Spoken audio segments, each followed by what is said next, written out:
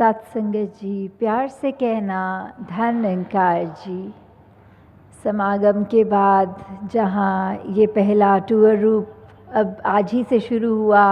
और ये पहला शहर अलीगढ़ में यहाँ सत्संग जैसे हो रही है, आप सब बहुत ही भक्ति भाव में ये सत्संग में जब आए हैं और बहुत ही अपनी श्रद्धा रखते हुए जो भी वक्ता आज बोले उनको श्रवण किया कि कैसे ये निरंकार प्रभु परमात्मा, ये जो कायम दायम रहने वाला सच, जो समय के साथ बदलता नहीं है, और वही बात कि हम सब जो आए हैं, उत्पन्न हुआ है हमारा, ये निरंकार ही है जो हर एक चीज़ का शुरुआत भी इसी में है और अंत भी यही लेता है। तो वैसे ही ये मनुष्य के जो शरीर में हमारी जो आत्मा है, ये इस परमात्मा का ही अंश है और कैसे इसी के ही आधार में अगर हम अपना जीवन बिताएं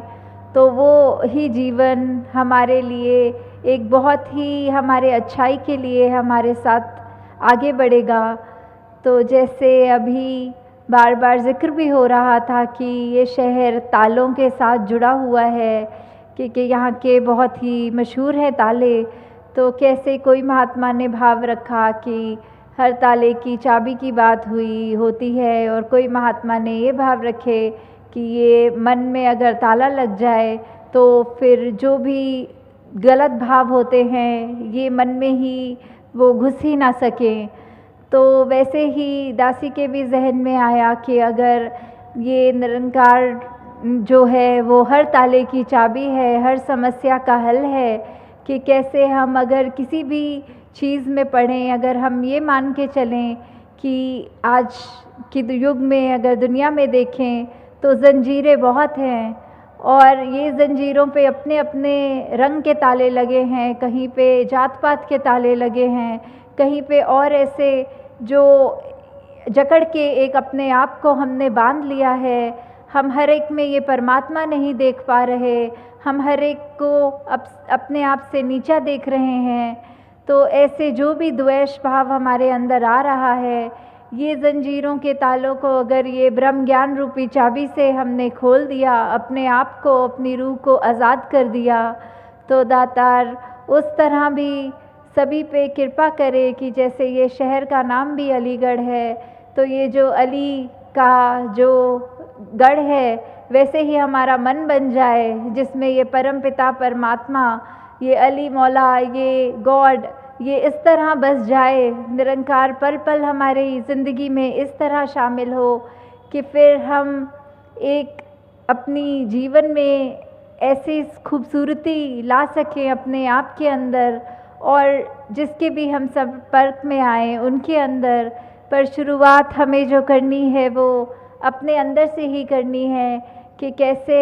हम अगर प्रतिदिन ये निरंकार का एहसास करेंगे, सोचें कि हमारा मन साफ रखना है, हमने ये महान जो हमारा विश्वास को एक अटूट बनाना है, उसको करने का सिर्फ एक ही तरीका है कि हम मन से इस निरंकार के साथ जुड़े रहें। और उसको और मजबूती देने के लिए ये सत्संग का भी जो आज आयोजन है या करते हैं, उसके पीछे बात सिर्फ इतनी है कि हम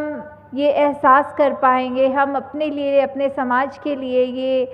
एक यूनिवर्सल ब्रदरहुड की जहाँ बात आती है, वासुदेव कुटुंबकम की बात आती है, ये उसी तरह हमने कैसे अपने आप में एक जो यूनिटी की बात आती है कि चाहे कितने भी भिन्न भिन्न दिखते हों, ये अंदर से एक होना वाली बात। तो ऐसी कितनी ही चीज़ें हैं जिसको हम सत्संग रूप में आते हैं तो हमारे जीवन के वो पहलू को ये शुद्ध विचार सुन सुन के वो और मजबूती मिलती है। तो उसी प्रकार जब हम ये सिमरन का भी सहारा लेते हैं, उससे भी हमारे मन के जो भी भाव हैं वो निरंकार के आगे अरदास रूप की, जितना भी हमने अगर कोई जाने अनजाने गलती करी तो उसको बख्शवाने की बात, अपने आप को उस तरह अपना अस्तित्व ख़त्म करने की बात। तो वहाँ ये जो सिमरन का हमने सहारा लिया, और सेवा भी अपने मन से बात ये शुरू करें कि सेवा के लिए हमने पहले जो तैयारी करनी है वो अपने मन को दृढ़ करना है, वो अपने मन में वो भाव लाने हैं कि हम सभी के दास भावना रखते हुए कि सभी के दास हैं हम, तो ही सेवा का भी असली शुरुआत वो मन से तभी हो पाएगी। तो आज यहाँ सत्संग में जिस तरह आज आयोजन है और अभी टूर की भी डिटेल्स आप सबने श्रवण करी कि कहाँ कहाँ प्रतिदिन जो सत्संग का एक शहर जिस जगह पे होंगे, तो आज जैसे काफ़ी आप में से महापुरुष समागम पे भी आपके दर्शन हुए और अभी फिर हुए, आगे भी ऐसे सबके होते रहें और दातार सभी पे कृपा करे कि वो भक्ति का जीवन जो हम एग्जाम्पल देते हैं कि पुराने समय में त्रेता द्वापर सतयुग हर में जो देते हैं वो उस समय उस युग की बात थी, और आज अगर कलयुग की बात आती है तो उसमें और इसमें अंतर सिर्फ क्या है, एक मनुष्य के मन की बात है। ब्रह्म ज्ञान भी वही था, ये सच्चाई ये भी तब भी वही अब भी वही, तो हमें क्यों मनुष्य बनने के लिए ये बार बार कहा जा रहा है। तो यही सच्चाई का अगर हम साथ लेते हैं, ये ब्रह्म ज्ञान का साथ लेते हैं, तो हमारे अंदर अपने आप ही वो मानवीय गुण आ जाएंगे जो हमको असली रूप में एक मनुष्य बनाते हैं। तो दास जी और आप सबका समय ना लेते हुए इन्हीं शब्दों से आपकी आज्ञा लेगी। साथ संगत जी, धन्यवाद जी।